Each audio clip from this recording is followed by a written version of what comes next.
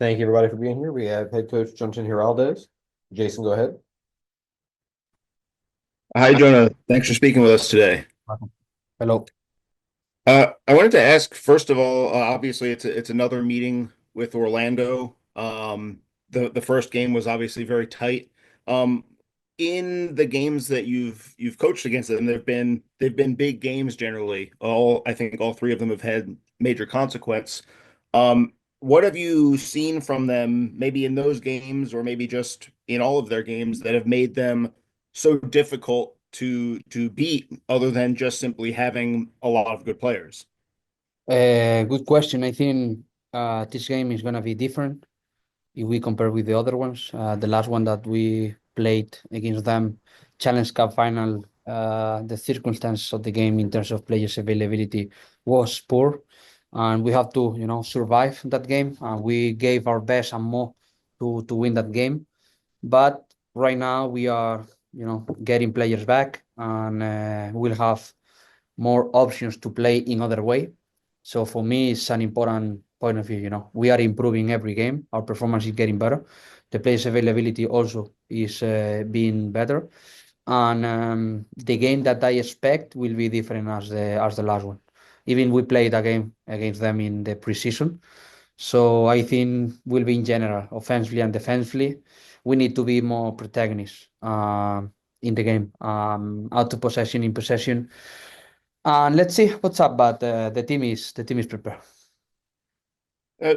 Speaking of some of the availability issues, I know my understanding of Spanish is not good, but it's strong enough to pick up on. I think last year or last week you said that Rose was getting very close. Are there players like her where I know you don't want to comment until the official availability report comes out, but are there some who are at least trending in a direction where they might be available this weekend?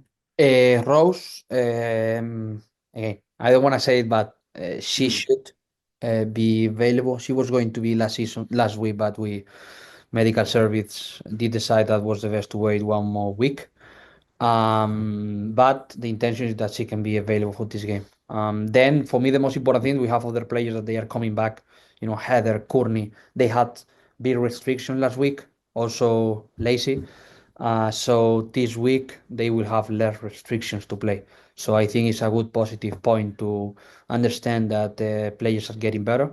And also with Give Monday, new striker, we have more options now. She played last week. No, I mean she's gonna be other option to play. Kisha, she played a couple of games for a while.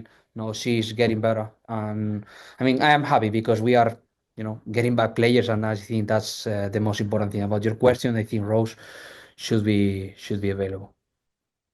Appreciate it. I'll pass the mic here. Andre, go ahead. Hey, Jonah, thanks for speaking with us. Wanted to follow up on that with a question about Croy. Saw that she was taken off SEI a few weeks ago, and then she picked up another injury. I'm just wondering if you have an update on how close she might be. She's already doing part of the training session with the team. She was not doing. She was doing completely training session, full training session with the team when she flew to Houston. I spoke with her before the game. She wanted to be there to break the ice, be with the team. I think was a good step, but we knew that she had no chances to play that game. And then she felt something doing part of the rehab process, and that was a step back.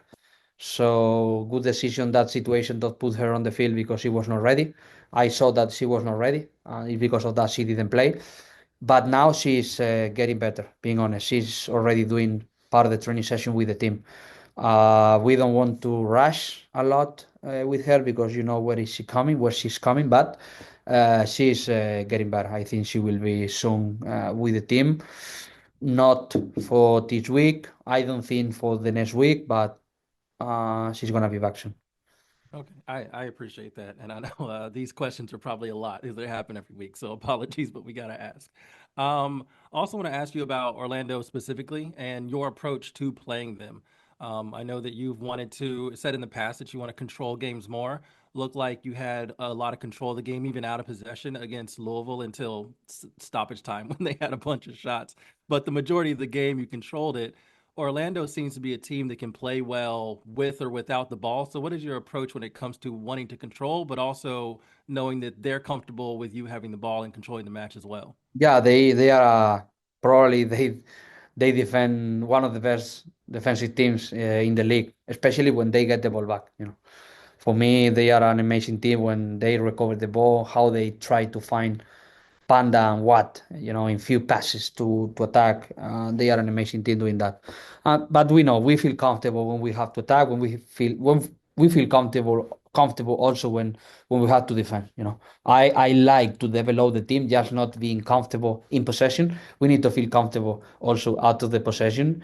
And what I would like to have is more control in the game, create more chances that we create in the Challenge Cup, especially in the first half. If you remember that game, we didn't create a lot of chances in the first half. We create more chances in the second half, especially in the last minutes. And it's gonna be the key for me. It's just not attack well and create chances. How do you manage the rest defense situation? I think when you play against top strikers in the world, you need to manage very well your type of attack. How many players do you want to put into the box? How many players are resting defense to make sure that they are not gonna run after losing the ball? And we have to do a perfect game if we want to have chances to win. But I see big chances to win that game. I appreciate it. Thank you. And Annie, go ahead. Hi, Coach. Thanks for speaking with us. Nope. Unfortunately, I did have another injury question, but just one. Given the high number of injuries on the team, I know the team is very cautious with bringing players back, but I was wondering if the team has done any kind of looking into whether you need to make any changes to prevent further injuries. Yeah, for sure. Medical service and performance department, they are analyzing everything what happened. It's just not with the injury players, it's with the performance of the players, the internal load, the external load, what we can improve as a team. But yeah, about your question, if we are doing something, yes, we are analyzing all what happened around the player to make sure that the performance that they show in the game is going to be proper to be available to play. As you know, last week we had a lot of restrictions in terms of minutes. I had two games planned the other day. One game plan in the first half, other game plan in the second half. I made three subs in the halftime. It's because I had to. I always like to see and be positive, and see that as an opportunity to say, okay, how the team is able to adapt when you are doing changes.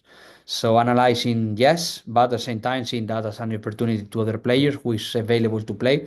Try to give your best to have more chances to play in the future and help the team.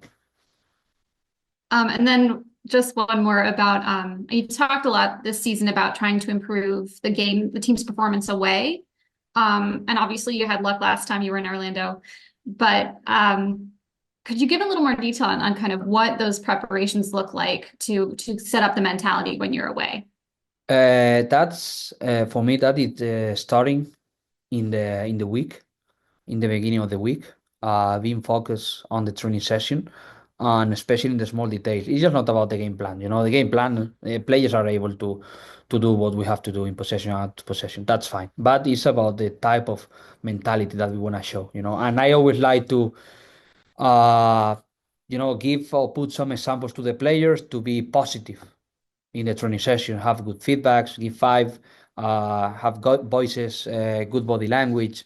I think if we are proactive on that, we are gonna prepare the game in a nice way.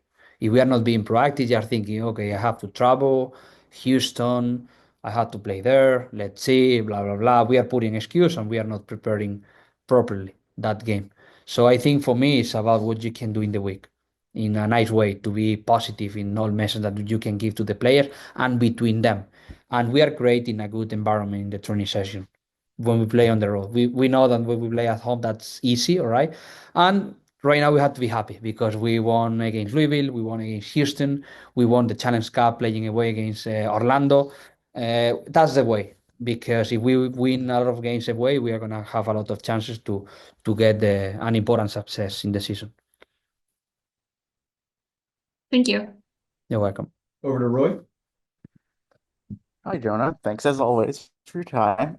First, I wanted to ask about some of the formation shifts that we've been seeing. I know there's been a bit more three back early on this season. I just wonder sort of how much you've seen it as like something that is dictated by the personnel that you have versus as something that might be weaved in even when everybody is healthy going forward.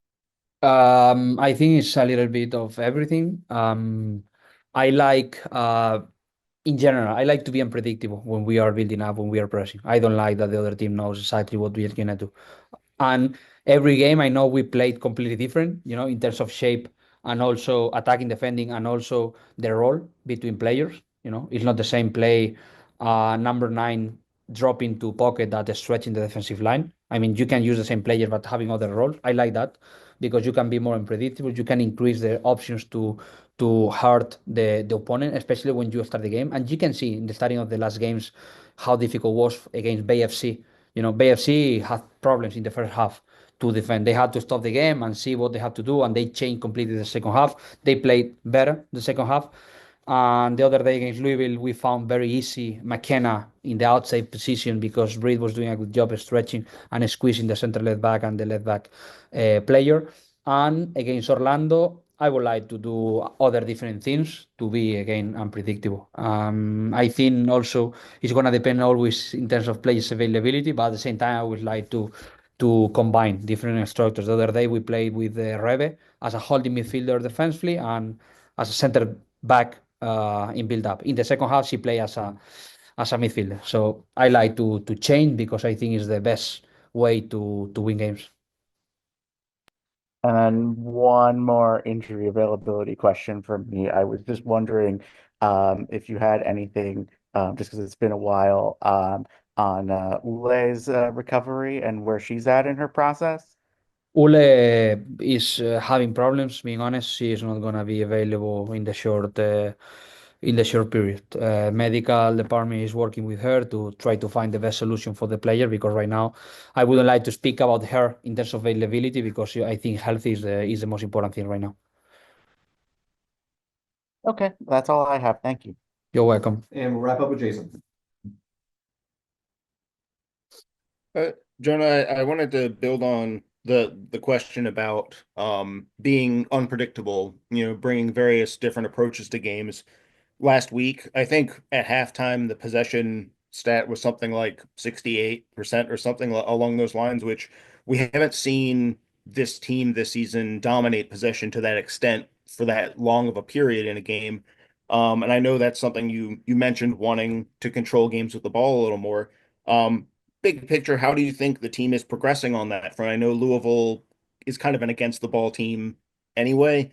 So I'm wondering if that influenced you, or if you are just really happy with how the team kept the ball for so much of that first half. As you know, in soccer, it's about advantage. But sometimes you have to attack in 2, 5, 10, 20 passes. We scored a beautiful goal against BFC after 22 passes. I'm very happy for that. But I am, in the same way, happy when we score goals in 2 passes. In the end of the day, as a team, what we need to identify is the advantage and the spaces that we have to attack. But one of the biggest areas that we wanted to improve, being honest, against Louisville was be more patient when we were staying there in the other half pitch. Other games probably we receive in pocket and we want to attack, and we wanted to be as we went uh, against VFC the first half. I think it's a good example, good standard in the way that we want to attack when we are in the other half pitch. When we have no chances to run, why we are rushing? Why not we can be more patient? And we did a good job, I think, against Louisville on that. We put the 90% of the focus on be in the positional attacking, be there, dominate the game after losing the ball, get the ball back. And I think we did a good job being there. But at the same time, you need to combine. Sometimes you need to attack in 2, 3 passes. But obviously, I would like to control the game as much as possible. But we know how difficult it is. And also, right now that we are getting players back, it's gonna be easier for the team to play in the way that Washington Spirit wants to play. Appreciate it, Jonah. Thanks. You're welcome. Thank you, Jonah. Thank you, everyone. We'll be right back with Brittany Ratcliffe. Have a good day. Bye bye.